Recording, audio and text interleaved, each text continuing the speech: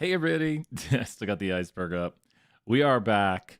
So we'll get started right back where we left off. Let's hop back into the project. If you're here, say, hey, let's get back to the project. Okay, so we are back where we were with summarizing key findings. Now, we wrote a really awesome sentence last time we were finishing off. Is it still existing? Where's that awesome sentence? Let's find the sentence we wrote. There it is. It still exists. Man, Word is really great about saving what you write when the power goes out. So you probably saw the last video, just boom, power went out. But here's the sentence we wrote. I would maybe, well, we need a comma here apparently, it looks like. Put a comma there. And so, make it look nice. But the point of this I want to make very clear. I've basically taken all of this information right here and condensed it down into the following. So the key output down here, don't be highlighting like I'm highlighting, but like you wouldn't want to turn this in like this. Multiple reasons why you don't want to turn this in the way it is right now. But if you look at all the information we have is contained up above and it's also contained down below. Probably a better way, let's just make this super clear and then we're gonna head to the last two parts of this to make sure everyone knows. But I just want you to see with this highlighting right here, we have that we're doing high school GPAs, so that's also contained up here. But we've really just created a condensed version of this. So what have we done? We've taken all the information up above, like unimodal, with skew and outliers. So all this information. Is it blurry? Check the setting. There should be a scroll wheel down here. Try to bring it. Tell me if that helps, Bobby. That should allow you to bring it up to 1080. Does that work for you, Bobby? Will let you increase the. It might put it to something low. I hope everything's fine with that. It's an interesting time we're in right now. So all this information. Did that fix it there, Bobby?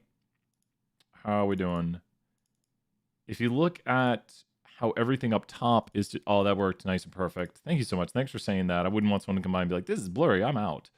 But if you look at all the information up above, and this is the point of why I'm showing this, all this information up here that's kind of spread out across this big paragraph is condensed right in here. So we've condensed the information down to a very small two-sentence structure. And this is the idea. You're saying, okay, what's the point of this? The whole point of this is where is it at? Right here. This is one of the key findings I would summarize. And so when you summarize key findings in your executive summary, the point is to take a paragraph like this and turn it into something like this. Does that make sense, Bobby and everyone else? You're going to take, once again, a paragraph like this right here. You're going to take this paragraph right here, and you're going to turn that paragraph into something like this right here. And then you're going to take those key ideas that we've shown right there and put them right there. This is the idea of an executive summary. This is like the big thought out thing. Nice job. Thank you, Bobby, right there. It helps to be like, oh, it's so boring if no one's here. And so I'm so glad, Bobby. Thank you for showing up right here. But this is the point, as I say like 10 times. Don't worry. Everyone's got it now. Let's go. So I want to make clear you're not just going to summarize the one. You're going to look at this right here, look at the key findings. Make sure to give like numeric information. As I mentioned the numbers. So I'm not just saying like I'm using the numbers. Like I am giving these key numbers right here. So I'm going to look at this. I'm going to figure out a way to condense this down and give the numbers. I'm going to look at this. Oh my gosh, that's a lot. I'm going to try to turn it into something.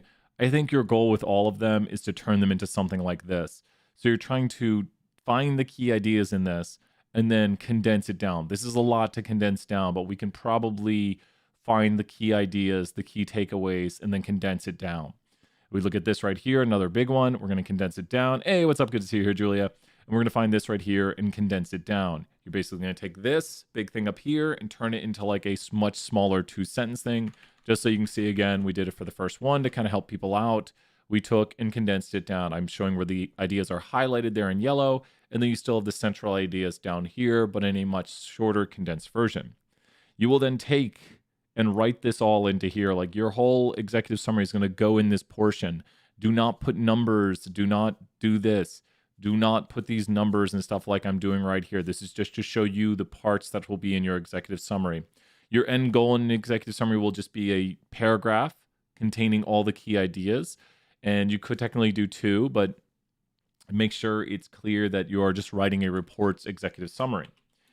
And last but not least, the third part of an executive summary right here is kind of the actionable ideas. Like, has anyone ever been in a meeting? Something I always put down is action items, which means are things we're actually going to do. Like maybe we're discussing in a committee meeting. We need to look at, maybe this syllabus, or we need to look at kind of these prerequisites. And then someone says, okay, well, we need to have a meeting with so-and-so. So that'd be an actionable item. Hey, good to see you, Caitlin. So when people say, here's something we need to do, that's an action item. So at the end of your executive summary what are we going to do? What are we going to do? What are we going to do? So this is action items. Hey, good to see you, Caitlin. It is so cold here in Texas. Things I never thought I'd say. Does this make sense that you are working for the Student Success Center? You are working for the Student Success Center, so you want to come up with actionable items from this. You want to come up with actionable items that you're going to say, we need to maybe, I don't want to come up with any actionable items. If you look, I think things related right here where maybe you might notice there's a bit of a relationship right here. Not a strong one, but there's a bit of a relationship where people in the honors program are a little less likely to have student loans. And over here, you see people in the honors program are much more likely to have higher GPAs. There's more variation. Yeah, exactly. Mandy, excellent. Like, I think even phrasing it that way is a really good, to increase better success rate of students, to help with the success of students, I think we should blah, blah, blah, blah, blah, blah.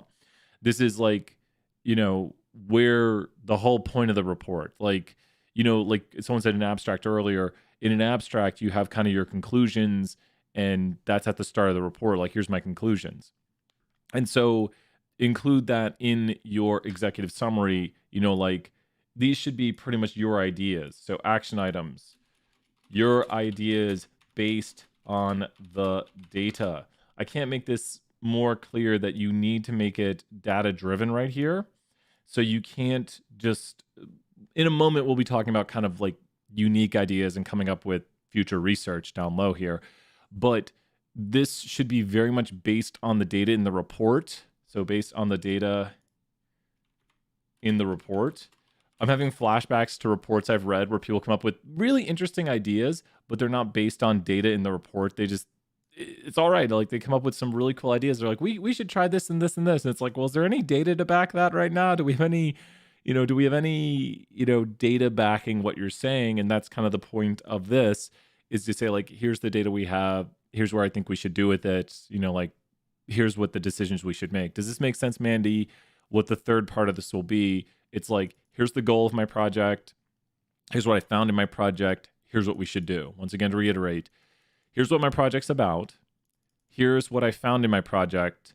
And then here's what we should do with my findings. Like, thus, my findings lead me to say we should blank, blank, blank, blank actions. These are the actions we should take.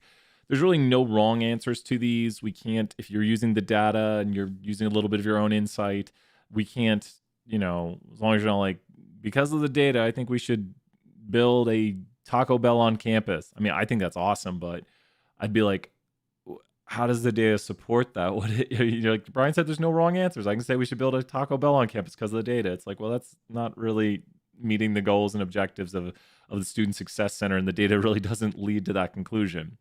So are we clear on like the three things you'll be doing in the executive summary? That you're going to summarize what your project's about. You're going to summarize the key findings. And we went through this in the first video. Make sure to watch the first video where we clearly outlined this. And what you're going to have right here, I just want to make clear, your end result. This is not your end result, but your end result should look something like, I'm not saying this is your end result because I'm just going to copy paste this. When you finish, your end result could look something like this. This is what it's going, this is not the executive summary. But who's with me right here that when you finish, your executive summary will look something like this. Like it'll be of this structure. Like you could use 2 paragraphs, you could do it in 1, either's fine, just however you think grammatically it should be. But this is what it'll look like when you finish right here. And also it won't let me remove this. This is what it'll look like. This is not the executive summary. Someone, like, I'm going to put an X through this. I just fear people watch these on mute. This is not the executive summary. It's just what, good job. Thank you so much, Mandy.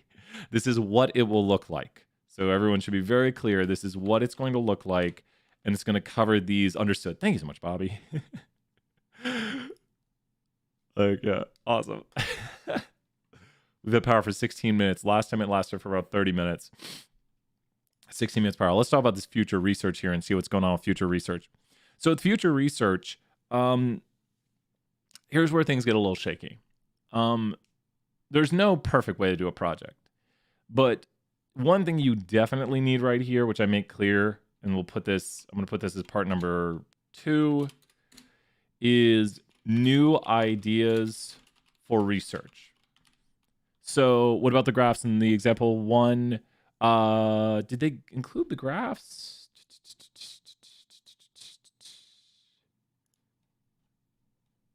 Still writing the good report thing. Sorry, I have like 10 things. Where am I missing it? Maddie, where is this in 1 or 2? Let me look. Example. So that doesn't have a graph because we shouldn't include the graphs. I'm seeing if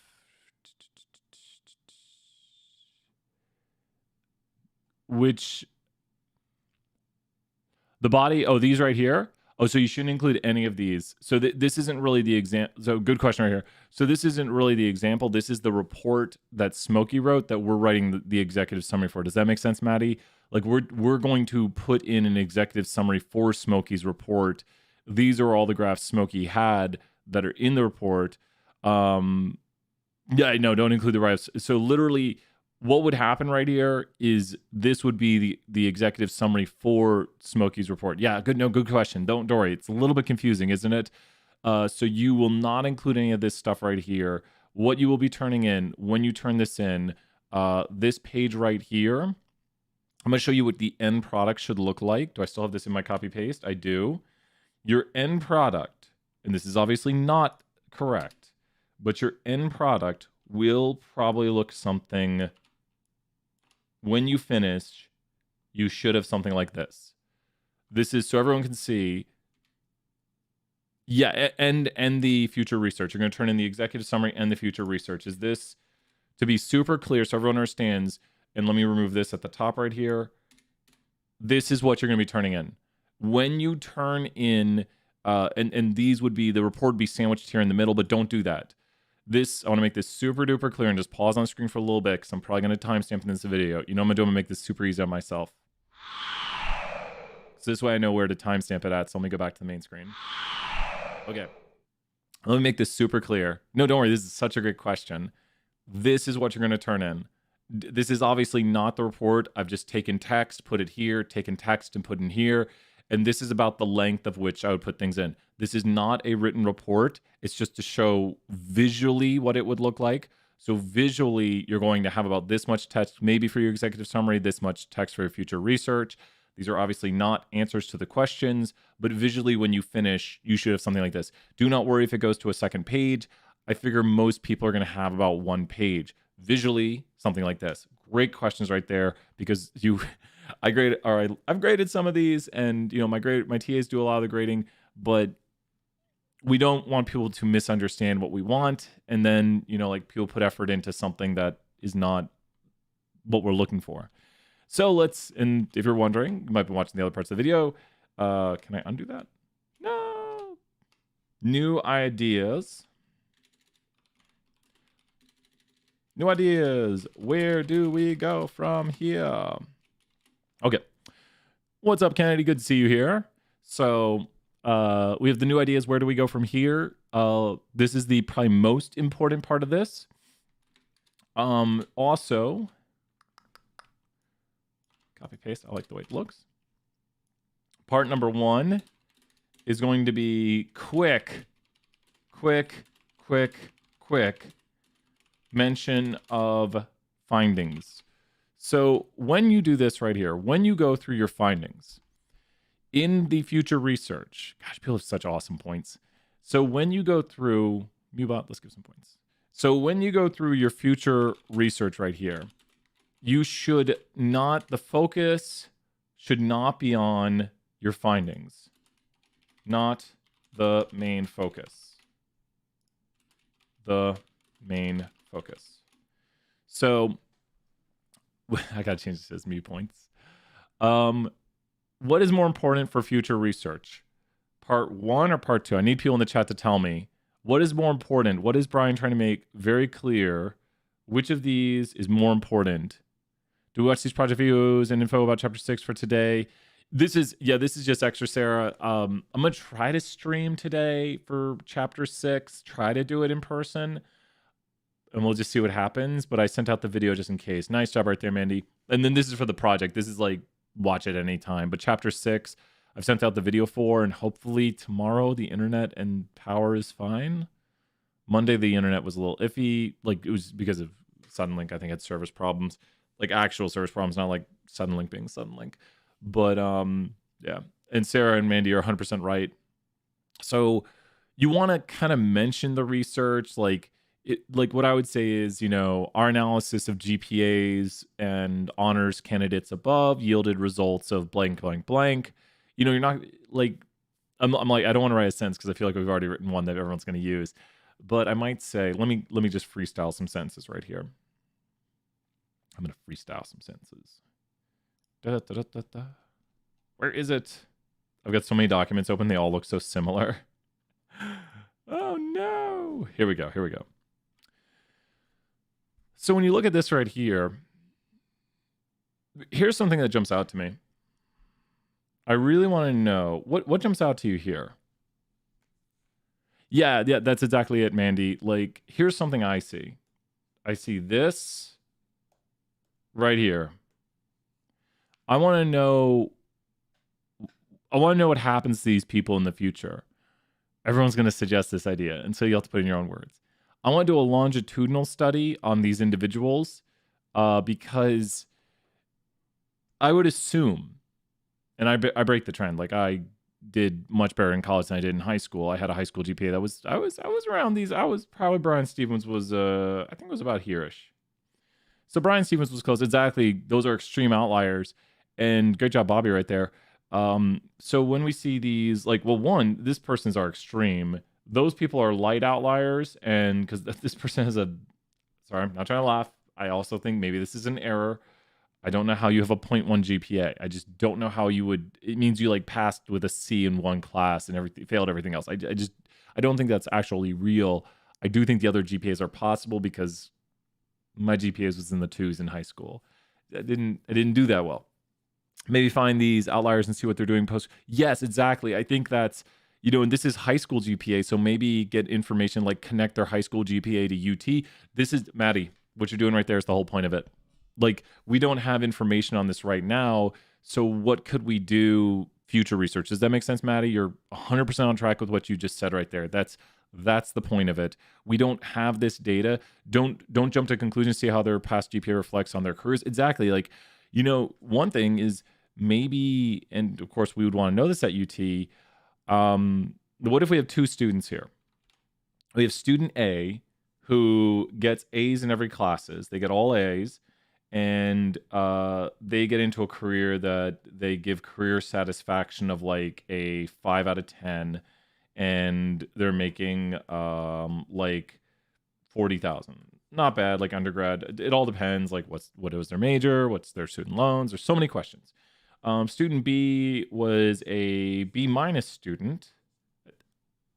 I think great grades are good, but we're just doing a counterintuitive kind of example.